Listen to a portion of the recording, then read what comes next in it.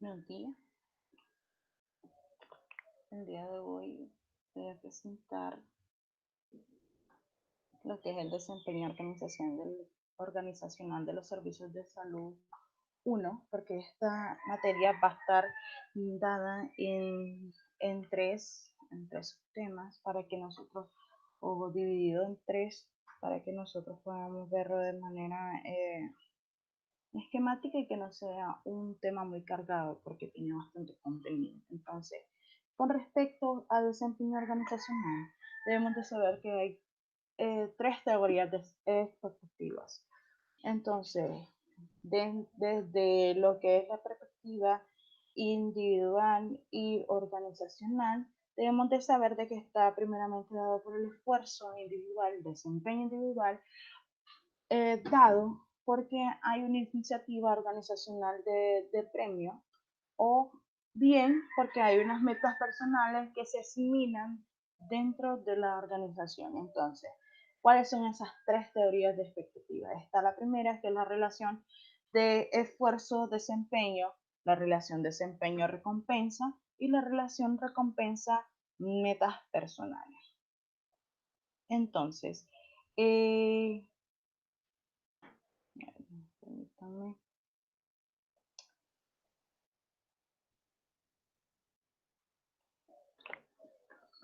Entonces, ¿cuáles son las dimensiones del desempeño? Primeramente está la habilidad del individuo, que nos va a permitir eh, desde el conocimiento individual saber hasta qué alcance debo de tener o hasta qué alcance tiene aquel que está desempeñando el cargo. Luego surgen las oportunidades.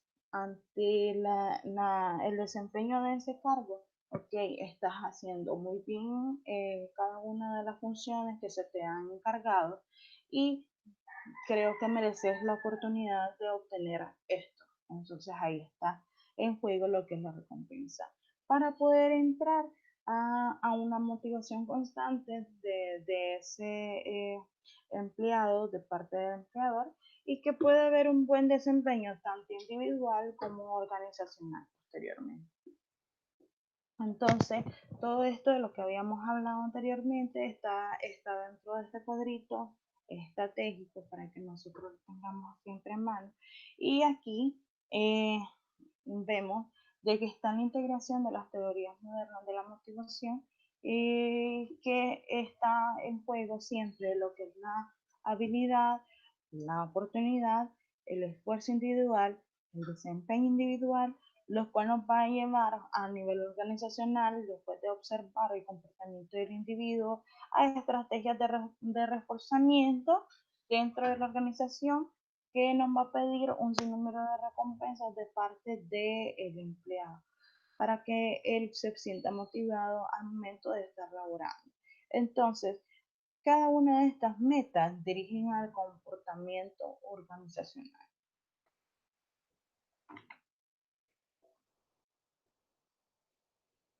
Entonces,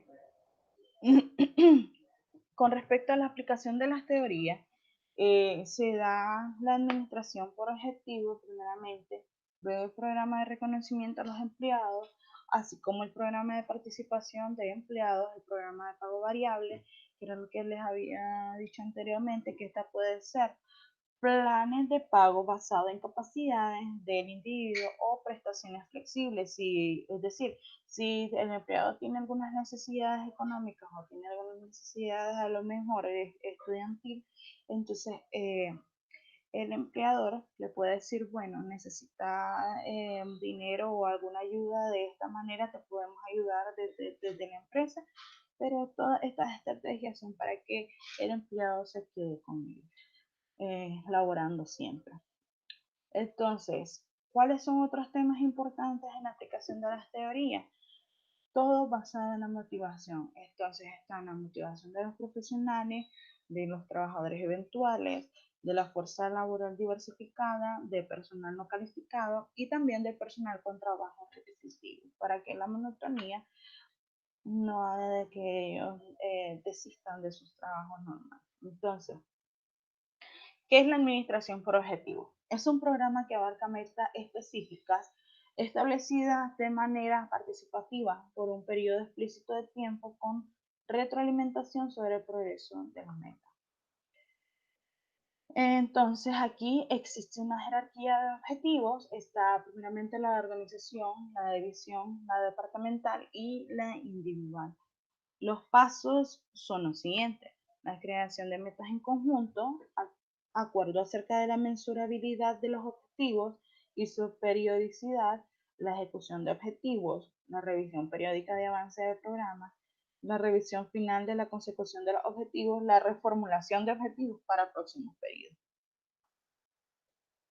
Entonces, ¿cómo deben de ser estos objetivos? Deben ser mesurables, flexibles, congruentes, específicos e identificables. Esta administración por objetivos considera programas de reconocimiento, programas de participación de empleados, la participación representativa, los círculos de calidad, tanto propietarios de acciones de empleados, programas de pago variables, planes de pago por habilidades y las prestaciones flexibles. Entonces, ¿cuál es el modelo básico de comportamiento organizacional? Está en juego aquí lo que es el cambio y el desarrollo organizacional, dependiendo de cuáles fueron las fallas anteriores identificadas. Entonces, si no hay fallas, ok, seguimos sobre el rumbo, según las metas que se fueron dando y que se van a ver siempre implementadas en la misión y visión de la organización. Aquí siempre van a haber 3 niveles que se toman en cuenta. Está el nivel individual, que aquí entra mucho en juego lo que son las habilidades, el aprendizaje individual, los valores y actitudes, así como la personalidad del individuo. Y aquí, una vez dadas todas estas características del individuo, comienza, una vez de que ya comenzó a desarrollarse dentro de su cargo, comienza lo que es la percepción de su cargo. Cuáles son las expectativas que él tenía antes, cuáles son las perspectivas actuales y a futuro, cuáles son las expectativas. Entonces, ahí entra en juego la percepción. Entonces, dependiendo de esa percepción, ahí vamos a tener en cuenta de que si hay o si él identifica problemas dentro de la organización o simplemente se siente motivado dentro de su cargo. Entonces, si es todo lo contrario, entonces, es decir, de que hay poca motivación, entonces viene aquí lo que es el aprendizaje individual, desarrollo de nuevas habilidades y posteriormente, ante todo esto, una toma individual de decisiones. Toda esta toma individual de decisiones no se queda ahí, sino que se va a llevar a otro plano. Es decir, a través de la comunicación, ya sea verbal o no verbal, va a llevarse a, a una comunicación entre el grupo con el que se desarrolla, y ahí entra en juego lo que es el nivel de grupo. Y aquí se desempeñan lo que son los equipos de trabajo. Ok, hay un problema, hay un conflicto, hay que identificarlo. Ahí actúa directamente lo que es el líder, no tiene que ser necesariamente el jefe, quien va a hacer una nueva estructura de grupo para poder ver si así, haciendo una nueva estructura de grupo y de funciones, puede verse mayor desarrollado lo que son las estrategias laborales. Y una vez elevadas las necesidades no solamente de un individuo, sino de todos los individuos, comienza el líder a tomar ese liderazgo innato y a desarrollar la toma de decisiones del grupo. Entonces, una vez de que ya se hizo la toma de decisiones de grupo, se toma a nivel del sistema organizacional bases para poder plantearse un cambio no solamente de pensamiento, sino de cultura organizacional, por una estructura de diseño y de organización. Aquí es muy importante saber si la tecnología va a entrar dentro de la empresa para poder dar solución también a diferentes problemas. Entonces, si entra en juego la tecnología, también debe de haber un diseño de trabajo y ver qué tanta tensión habrá dentro de la empresa. Y siempre todas las políticas y prácticas de la empresa va a estar dada por recursos humanos. Con respecto al grupo, son dos o más individuos que interactúan y que son interdependientes y la razón por la cual se unen es lograr objetivos comunes. Son dos tipos de grupos, estos pueden ser formales o informales. Los formales están definidos por estructura organizacional, los informales no están determinados por organizaciones, pero aparece como una respuesta del contacto social. Con respecto a la subclasificación de grupo, está el grupo de mando, formado por el gerente y subordinados inmediatos, el grupo de tarea, aquellos que trabajan junto con la finalidad de llevar a cabo una tarea, el grupo de interés, que son aquellos que trabajan juntos para lograr una meta que es de interés común, el grupo de amistad, que son aquellos que se forman porque comparten gustos y características comunes.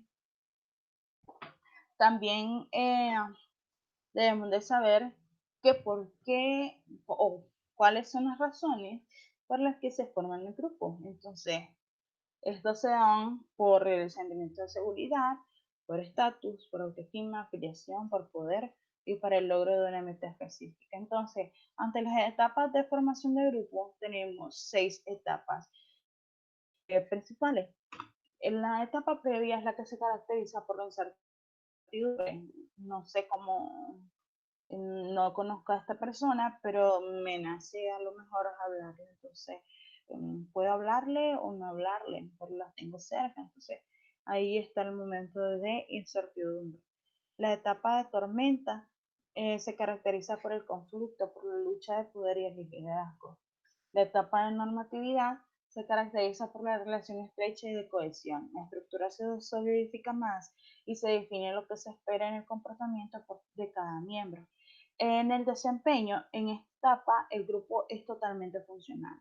Con respecto al movimiento, esto se refiere específicamente a la última etapa de los grupos temporales, la cual se caracteriza por el interés de concluir las actividades más que por desempeñar las tareas.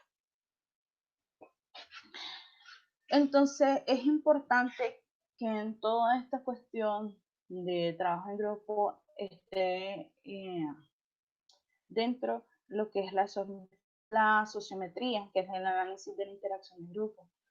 Es una técnica para ver cómo se relacionan los grupos a través de las redes sociales.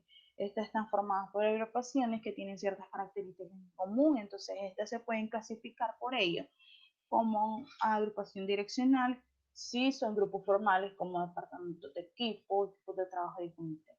Pueden ser agrupación emergentes, que son grupos informales no oficiales.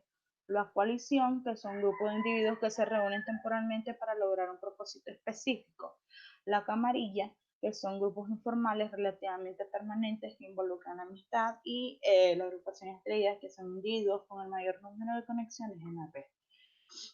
Entonces, para poder hablar de grupos, debemos de saber de que hay conceptos principales para cada una de las relaciones. Entonces, cuando los individuos crean vínculos, se refiere a los individuos de una red social con quienes se están conectados, o con quienes se conectan o con una o más agrupaciones, pero que no son miembros de ninguna agrupación específica. Los puentes son individuos de una red social que sirven como eslabones al pertenecer a dos o más agrupaciones.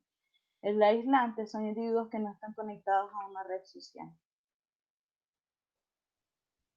Con respecto a las condiciones externas impuestas sobre el grupo, están estrategias de organización, la estructura de autoridad, las regulaciones formales, los recursos organizacionales, los procesos de selección de recursos humanos, la evaluación de desempeño y sistemas de recompensas, la cultura organizacional, el ambiente de trabajo físico. Con respecto a los recursos de los miembros del grupo, existen las habilidades y las características de personalidad. Con respecto a las habilidades, estas establecen los parámetros de lo que los miembros pueden hacer y qué tan eficazmente se desempeñarán en el grupo. Las características de personalidad definirán los roles y actitudes que tendrán los miembros del grupo. Con respecto a la estructura de grupo, debemos saber que el grupo no es un aglomerado sin organización. Posee variables estructurales entre las que incluye el liderazgo formal, el juego de papeles y las normas. Con respecto a los papeles, debemos saber que es el grupo de comportamientos deseables atribuido a alguien que ocupa una posición dentro del grupo. Y estas siempre van a considerar la identidad del papel, la percepción del papel, las expectativas del papel y el conflicto del papel. Con respecto a las normas, está el estándar aceptable de comportamiento dentro del grupo. Estas existen porque es necesario compartir ciertos patrones de conducta. Las clases más comunes de normas son de desempeño, de apariencia, de arreglo de otras normas y de distribución de recursos. Con respecto al estatus, posición o rango definido socialmente otorgado a los grupos por los demás. Considera el estatus de norma y el estatus de equidad. Con respecto a la composición, considera la demografía del grupo y los diferentes cohortes de este. Cohesión es el grado de atracción que tienen los miembros del grupo unos con otros, el sentimiento que los motiva a quedarse en él. Entonces siempre vamos a tener en cuenta de que entre la cohesión de grupos, normas de desempeño y la productividad hay una estrecha relación. Entonces, ante una alta norma de desempeño y alta cohesión, hay una alta productividad. Ante lo que es una alta norma de desempeño y una baja cohesión, hay una productividad moderada. Ante una baja norma de desempeño, una baja cohesión, hay una baja productividad. Ante una norma de desempeño baja y una cohesión alta, entonces existirá lo que es una productividad moderada. Con respecto al proceso de grupo, esto es importante en el desarrollo del grupo, los procesos en el que ocurren, dado que su efecto puede impactar en eficiencia del grupo. Es necesario analizar los conceptos de holgazanería social, el efecto de facilitación social y el más destacable, la sinergia, que está desde la perspectiva del grupo es obtener un beneficio al agruparse. Este beneficio es mayor que el posible de obtener trabajando de forma independiente. Normalmente se explica por el hecho que 2 más 2 dentro de una organización no son 4, sino que se toma como 5.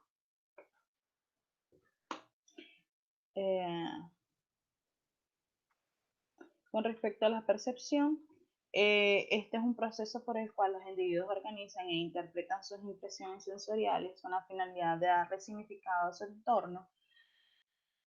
Son factores que influyen en la percepción. Lo siguiente, el perceptor, que es el individuo, el objeto, aquello que yo estoy viendo, que está en conflicto, y la situación. ¿Cuáles son aquellas características del lugar o sociodemográfica que están llevando a que todas esas percepciones, todas esas características del objeto, yo lo pueda sentir como un problema o un conflicto, pues? La toma de decisiones del grupo se debe explicar claramente, primeramente, quién es la cabeza del grupo, quién es el encargado de tomar decisiones, si es mejor tomarlas en forma individual o por acuerdo del grupo, dependiendo de la fortaleza, debilidad, eficiencia y eficacia de cada estilo. Y se debe considerar aquí que esta elección afectará directamente la satisfacción y el desempeño del empleado.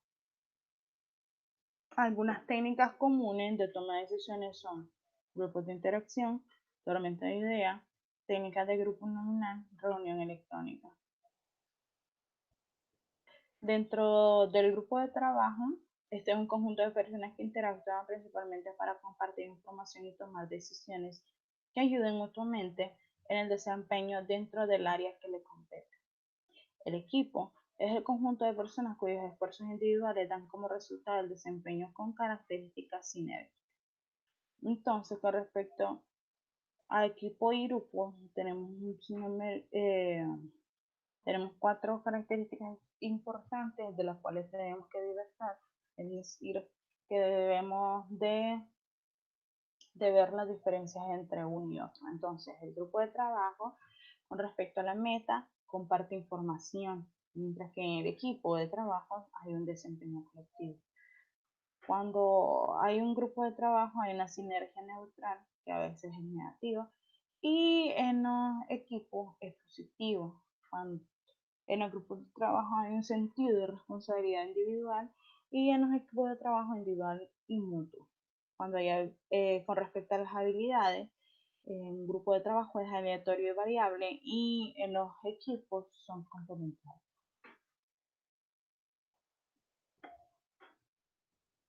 Con respecto a los tipos de equipos, existen 3.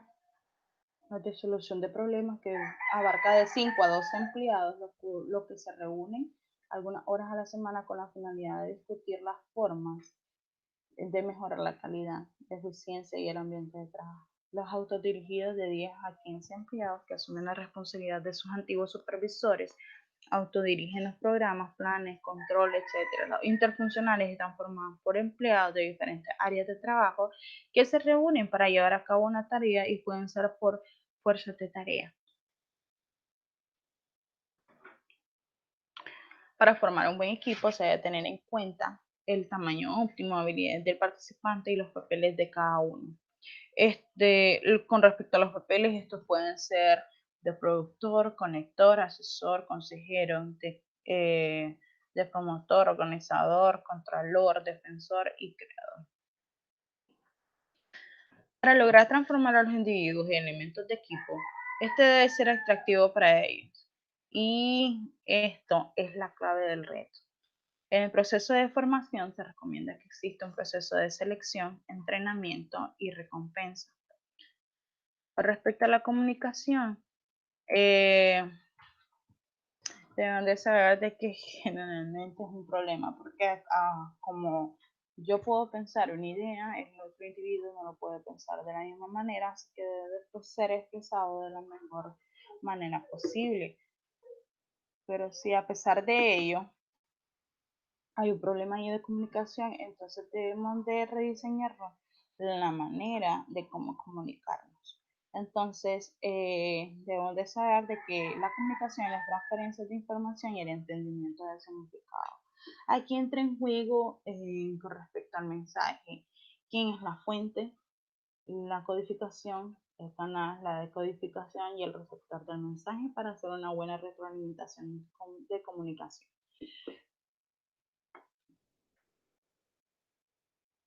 Esta puede tener una dirección ascendente, descendente o lateral. Puede estar compuesta por redes formales o redes informales. Puede ser verbal o no verbal. Y estos canales pueden ser de riqueza del canal. Aquí puede ser según el tipo de mensaje y el medio de información. ¿Cuáles son las barreras de comunicación? Las barreras son la filtración de información, percepción selectiva, la defensa y el lenguaje. Con respecto a la comunicación interpersonal, cumple 4 funciones principales dentro del grupo. La primera es que sirve para controlar la conducta de los miembros.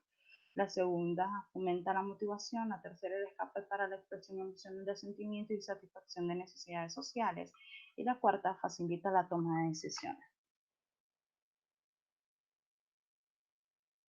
Con respecto a la comunicación organizacional, ocurre en un sistema complejo y abierto que es influencia el medio ambiente.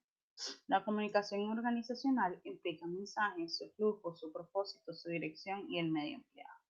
La comunicación organizacional implica personas, sus actitudes, sus sentimientos, sus relaciones y habilidades. La comunicación organizacional es el flujo de mensajes dentro de una red de relaciones interdependientes. Con respecto a los flujos de comunicación, En una organización se produce a través de redes. Estas pueden ser formales o informales, como habíamos descrito anteriormente. Las formales siguen el camino trazado por la relación de roles definidos en organigramas. Informales surgen al interior de la organización sin planificación y al margen de los conductos oficiales. Entonces aquí lo vemos a través de un organigrama. Generalmente el presidente baja las directrices a través del administrador, el gerente de producción y el gerente de ventas en caso de ser formal. En caso de ser informal, puede ser que el presidente se dirija hacia el químico, en este caso, o puede dirigirse solamente al gerente de venta, o bien el administrador con el jefe de operaciones y el operador, y así sucesivamente. Eh, entonces, la informal no sigue o las normativas o el organigrama en sí, sino según las necesidades de la organización.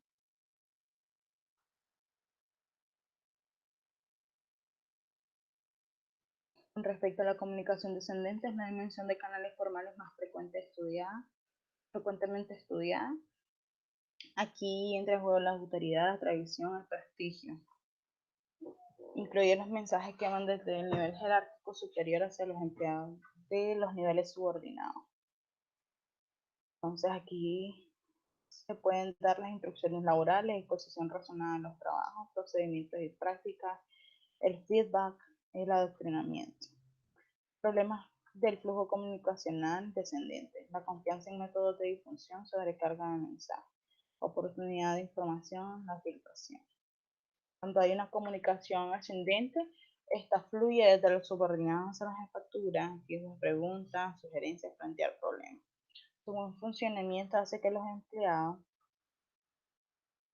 reciban un real interés de los superiores hacia ellos, disminuyendo la presión del trabajo y la tensión en las relaciones interpersonales. Con respecto a la comunicación horizontal, es el intercambio lateral de mensajes, se da entre personas que se encuentran a un nivel semejante dentro de la organización. Mensajes dicen la relación con las tareas o factores humanos. Respecto a la organización informal y la comunicación formal, debemos de saber que dentro de estas redes eh, hay que tener en cuenta que la organización es dinámica y debe reaccionar ante un entorno cambiante.